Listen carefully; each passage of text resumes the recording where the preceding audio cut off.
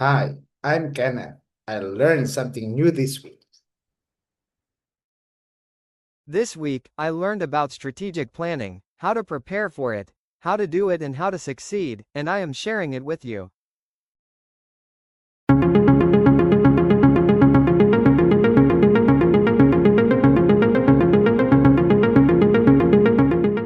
Welcome back to today's Explainer.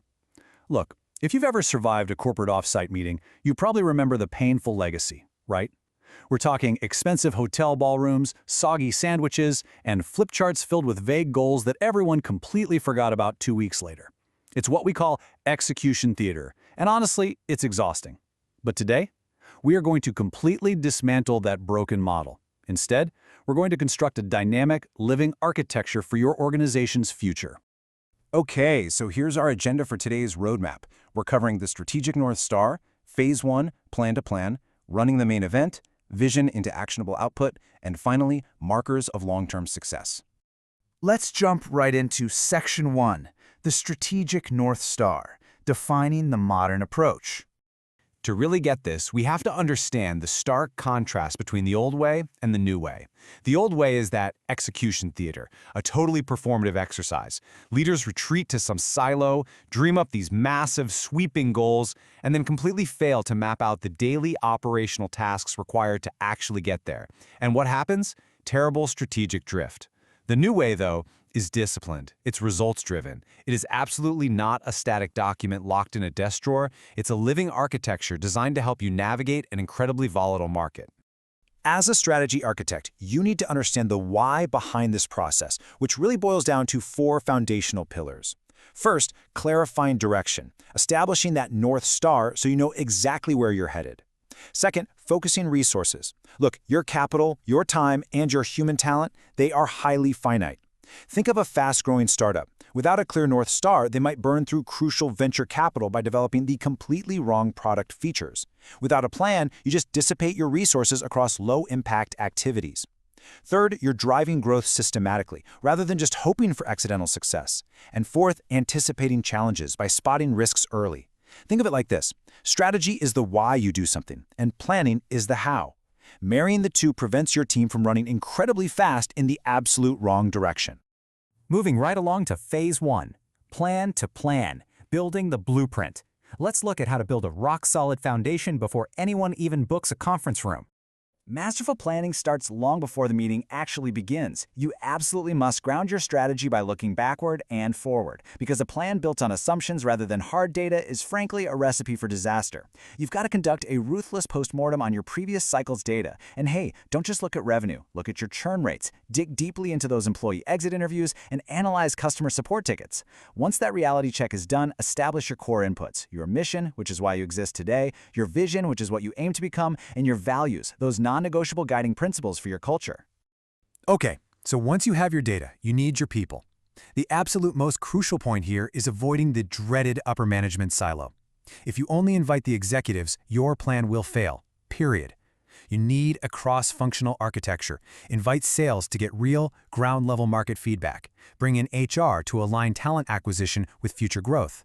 I mean, we've all seen those plans where marketing promises the moon, but IT is left scrambling because the digital infrastructure simply can't handle it, right? Bringing all these disciplines into the room early prevents those costly disconnects and ensures finance is there to validate your budget assumptions. With your cross-functional team assembled, you need to choose your analytical lens. Think of these frameworks as the actual structural beams of your strategic house. You might use a SWOT analysis to assess internal strengths and external threats. If you need to connect daily operational tasks directly to high-level executive goals, the balanced scorecard is perfect because it looks far beyond just financial metrics to include customer feedback and internal processes. Want to drive ambitious, measurable growth? Use OKRs, objectives and key results. The objective is your destination, and the key results are the measurable map to get there. Now, you don't need to use all of these frameworks, but you must choose the right tool for your specific organizational use case. All right, Section 3. Running the main event. Architecture of a productive session. Designing this meeting is a project in itself. Before we even talk about the agenda, we have to talk about the referee. Having a skilled facilitator is completely non-negotiable. Whether it's an outside advisor or a highly trained internal coach, this person is your absolute shield against the hypo effect. You know, the highest paid person's opinion dominating the room. They mediate disputes, break ties, and enforce etiquette. That means minimizing distractions, ensuring no one is checking their emails under the table, and making sure every single participant, regardless of rank, has a turn to speak. Structuring a highly productive day requires a really careful chronological architecture. Notice the flow here. We don't just jump straight into brainstorming. We start with the big picture leadership updates at 10 a.m., move into specific departmental progress by noon, and take a crucial break for lunch because strategic thinking requires actual rest. Then the afternoon shifts into problem solving. We analyze challenges, build consensus around top priorities, and finally by 5 p.m., we assign specific tasks. Think about it. If you start by assigning tasks at 10 a.m., you're basically trying to build a house before pouring the foundation. During that afternoon session, utilizing digital whiteboards completely breaks up that stiff corporate tone. It allows people to map goals and gather feedback anonymously, which is absolutely vital for preventing groupthink. When ideas are just digital sticky notes on a board, people judge the merit of the idea itself, not the title of the person who suggested it.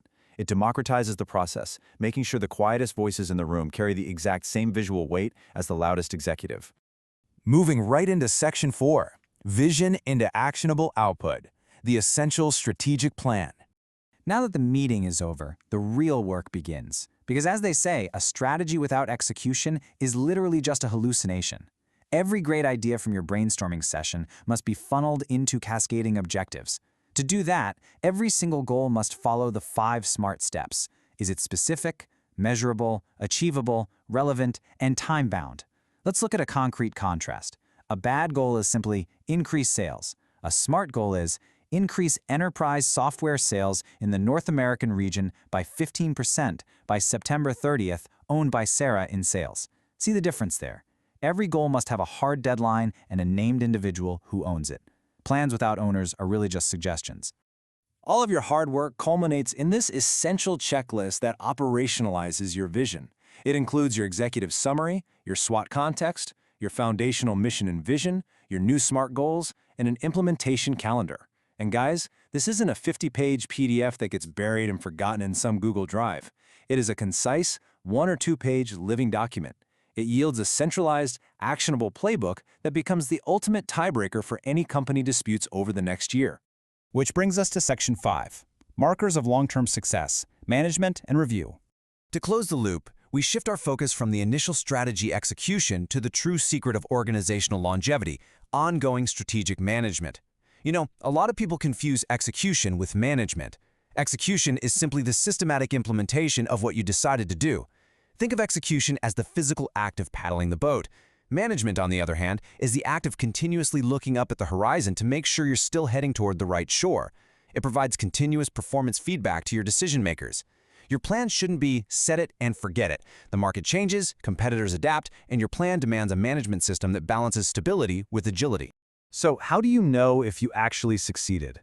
The true evidence of a successful planning cycle includes 100% manager alignment, because if your leaders aren't on board, the plan is dead on arrival. You also want to see clear individual ownership and a firm commitment to quarterly reviews. Here's a massive pro tip: use a 4Ls retrospective after an execution cycle. Ask your team what they liked, learned, lacked, and longed for. For instance, your team might report they longed for faster approval processes during the quarter. Capturing this specific data ensures you're constantly learning from friction points and failures just as much as your successes. Ultimately, masterful planning is a continuous 4-phase cycle. From the intense preparation and cross-functional alignment in Phase 1, through the highly structured and facilitated meeting in Phase 2, straight into the smart outputs of Phase 3, all the way through to the perpetual optimization and quarterly reviews of Phase 4. It's a living, cyclical journey of constant improvement. I want to leave you with this provocative thought to challenge how you approach your very next planning cycle. Think about the documents sitting on your company's shared drive right now.